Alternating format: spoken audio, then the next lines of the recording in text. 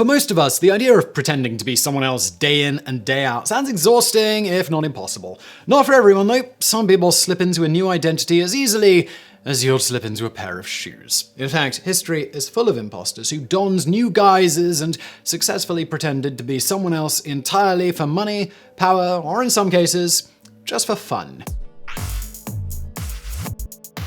Number 8. Lord Gordon Gordon. The real name of Lord Gordon Gordon is lost to history, but we know that he was a 19th century British con man who was successful in impersonating a Scottish landowner. He swindled many people, most notable being one of the richest men in America, the notorious railroad magnate Jay Gould. When the con man decided to adopt the guise of a Scottish aristocrat around 1868, he became Lord Glencairn in London. With the right look and the proper demeanour, he slowly gained the trust of others and persuaded them to grant him money loans or services on credit. When the fraud was exposed in 1870, Lord Glencairn disappeared from London and Lord Gordon Gordon emerged in America. There he was even more successful, as real Scottish lords were few and far between. He was aided by the fact that Gordon Gordon was able to deposit tens of thousands of dollars in a bank. It was the money left over from his British swindles, but it instantly gave him credibility. He settled in Minnesota and announced his intention to invest in railroads. This way, he made the acquaintance of Jay Gould and convinced him that he owned a lot of stock in the Erie Railroad.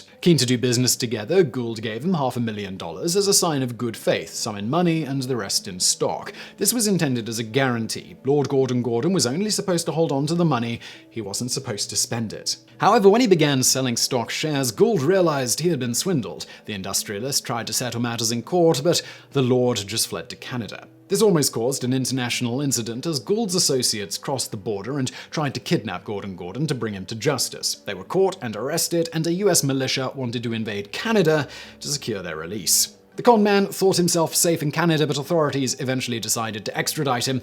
Not wanting to face prison, Lord Gordon Gordon shot himself on August 1st, 1874. Number 7. Wilhelm Voigt. On October 16th, 1906, a German captain walked into an army barracks in Berlin and commandeered 10 soldiers who accompanied him by train to the town of Köpenick, east of the capital. There, the captain placed the mayor and the treasurer under arrest for embezzlement and confiscated over 4,000 marks from the local treasury as evidence. At first this sounded like a regular corruption bust, but there was a bit of a catch. The army captain was just a regular dude dressed in a uniform who changed into civilian clothes and left off with the money. His name was Wilhelm Voigt. In his late 50s at the time, he had spent half his adult life in and out of prison for various crimes. In 1906, he assembled a full captain's uniform by buying various used parts from different shops around Berlin. He looked, walked, and talked like an officer, and for German soldiers, that was apparently enough. They followed his orders without question, even the sergeant who allowed his men to travel with Voigt. The impostor was caught 10 days after the impersonation and was sentenced to 4 years in prison. However, unlike most other con men,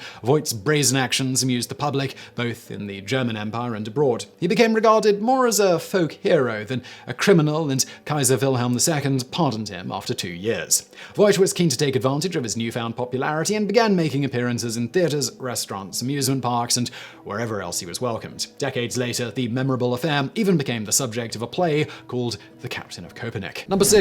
John Deydras. One day in 1318, a one-eared man walked into Beaumont Palace in Oxford and declared himself to be the true Edward II and therefore the rightful King of England. The man's name was John Deydras, sometimes recorded as John of Powderham, and all we know about his past is that he worked as a clerk and may have been the son of a tanner. According to his story, though, he was actually the son of Edward I, better known as Edward Longshanks. However, when he was an infant, a sow bit off his ear while he was playing in the castle courtyard.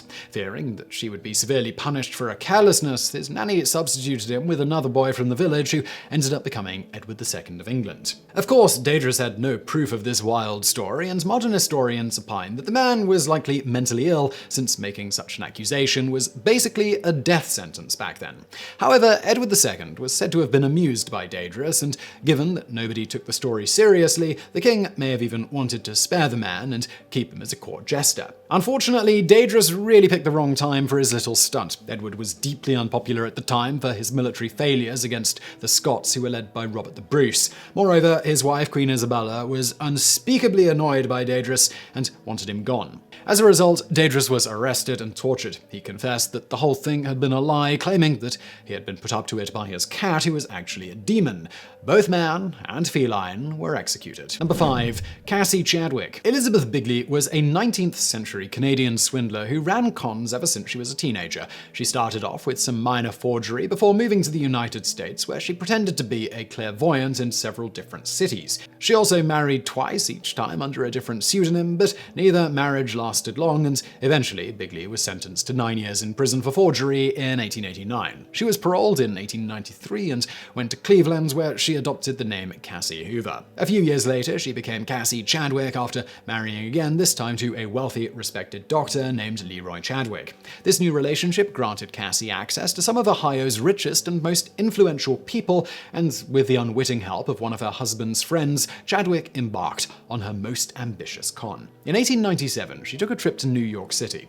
There she met an acquaintance of Dr. Chadwick, a lawyer named James Dillon. Cassie asked him to accompany her on an errand, and the man obliged. Together they traveled to Fifth Avenue and stopped in front of one of the most lavish buildings in the entire city. It was the mansion of Andrew Carnegie, one of the richest men in the world. Chadwick went inside while Dillon waited in the carriage, puzzled over what business she could possibly have in there. In reality, all Chadwick did was ask to speak with the head housekeeper under the pretense of checking the references of a maid she had wanted to hire. She never met Carnegie, but that was irrelevant to the con. All that mattered was that she spent some time inside the house. When she left, Dillon obviously asked her about her business. Chadwick confessed that she was the illegitimate daughter of Andrew Carnegie and even showed the lawyer some promissory notes, forged of course, worth hundreds of thousands of dollars, also mentioning that she stood to inherit millions more. She swore Dillon to secrecy, knowing full well that the attorney would tell everyone in Ohio. Once her story was out, Chadwick found it easy to secure massive loans from every bank she walked into. She was counting on the fact that nobody would be so bold to ask Carnegie about an illegitimate daughter, and she was right. For a while. Chadwick kept her scam going for 7 years. Then in 1904, a banker demanded that she pay back a loan of almost $200,000. She wasn't able to, so the banker asked Carnegie, who said he had no idea who Cassie Chadwick was. She was convicted of fraud and died in jail a few years later. As far as Andrew Carnegie is concerned, we did an entire video about him on our sister channel Biographics, so please do check that out. It's linked to in the description below. Number 4. Lambert Simnel. The death of King Edward IV of England in 1483 led to one of the most enduring mysteries in English history, the fate of his two sons, the so-called princes in the Tower.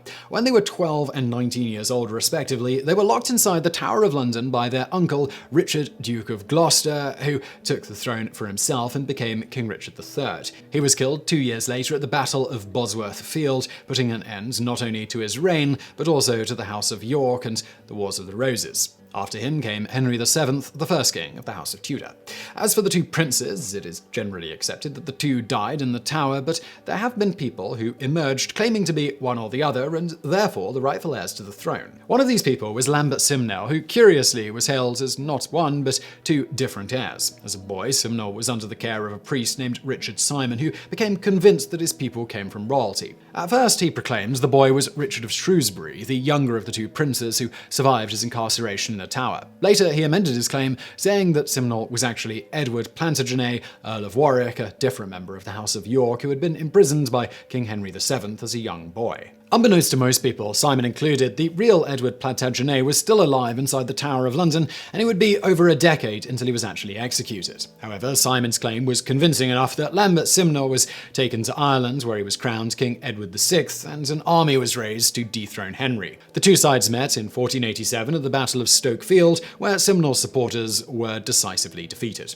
Fortunately for Simnel, King Henry understood that the boy was simply a puppet used by people to rally Yorkist supporters. Therefore, he pardoned Simnel and allowed him to work in the royal kitchen. When he got older, he became a falconer, before disappearing from the history record. Number 3. Fred Demara. Known as the Great Impostor, Fred Demara adopted numerous identities and spent most of his lifetime pretending to be somebody else. Some of his alter egos included a psychologist, a biologist, a law student, a Trappist monk, a teacher, a dean of philosophy, a prison warden, and, most shockingly of all, a naval surgeon who actually performed medical procedures during the Korean War. It won't surprise you to learn that we don't know a lot of accurate information about the lifelong swindler, as most of the details surrounding him were provided by Demara himself after he sold his story to Life magazine. He was born Ferdinand Waldo Damara in 1921 in Lawrence, Massachusetts. Allegedly, he had a very high IQ and a photographic memory, which helped him take on identities that often required a higher education. His family started off rich, but lost it all during the Great Depression, which convinced a teenage Demara to run away from home and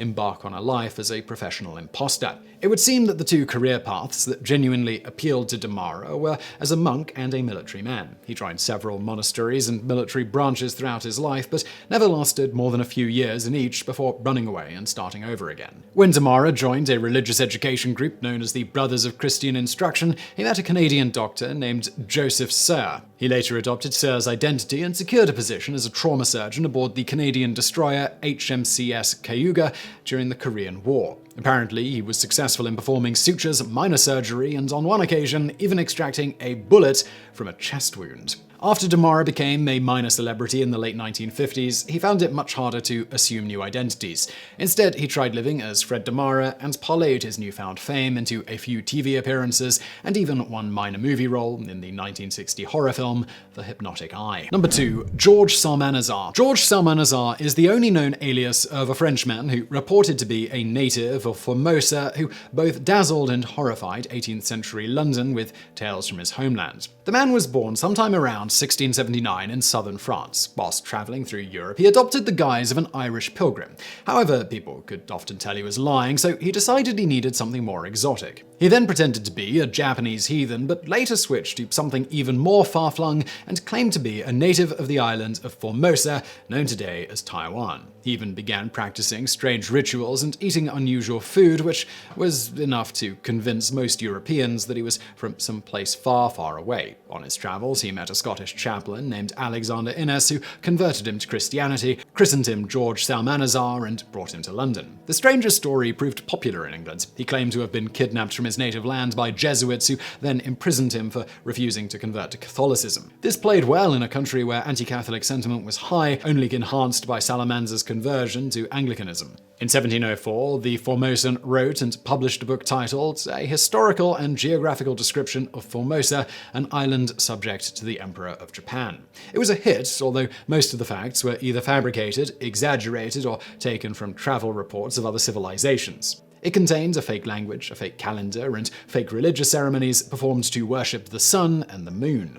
Most shocking were Psalmanazar's claims of how common cannibalism and human sacrifice were in his society. According to him, the Formosan high priest Gnotoi Bonzo commanded 18,000 boys under the age of 9 to be killed each year so that their hearts could be offered as sacrifices. The rest of the bodies were eaten. To ensure a steady supply of children, men were allowed to take as many wives as they wanted. Of course, the Formosan fascination lasted only a couple of years before people moved on to the next craze. This eventually prompted Salamanza to confess that the whole thing was a fraud, but he suffered no serious consequences for his deception. He even had admirers, most notably the playwright Samuel Johnson, who appreciated his success as an imposter. Number 1. The Fake Dmitris. The end of the 16th century brought a succession crisis in Russia known as the Time of Troubles.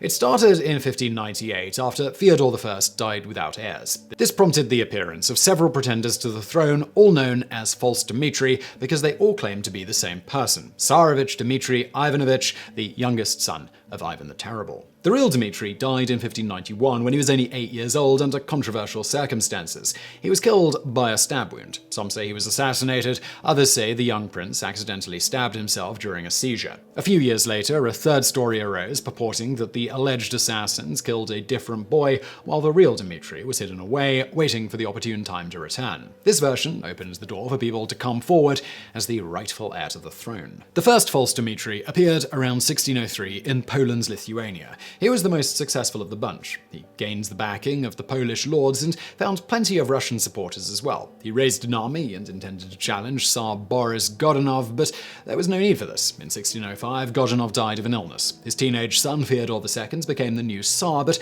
only lasted a couple of months before being assassinated and replaced with Dmitri. False Dmitri reigned for almost a year, but he had his own enemies who plotted against him. One of them was Vasily Shuisky. He convinced the people of Moscow that Dmitri was planning to massacre them with the help of his Polish followers. They stormed the Kremlin and killed Dmitri, and according to legend, cremated his body and shot the ashes out of a cannon towards Poland. Shuisky became Tsar Vasily IV. In 1607 came False Dmitri II, who was accepted as the real Dmitri by Tsarista Marina, the wife of the first False Dmitri, who presumably would have accepted anyone to gain back her power.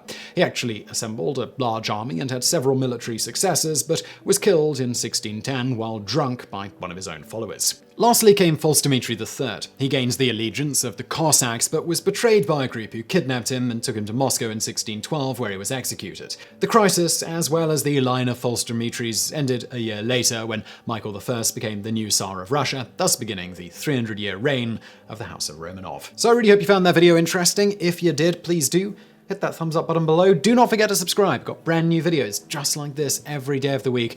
For more from me, why not subscribe to another channel I do called Today I Found Out? I'm going to link to that below. And thank you for watching.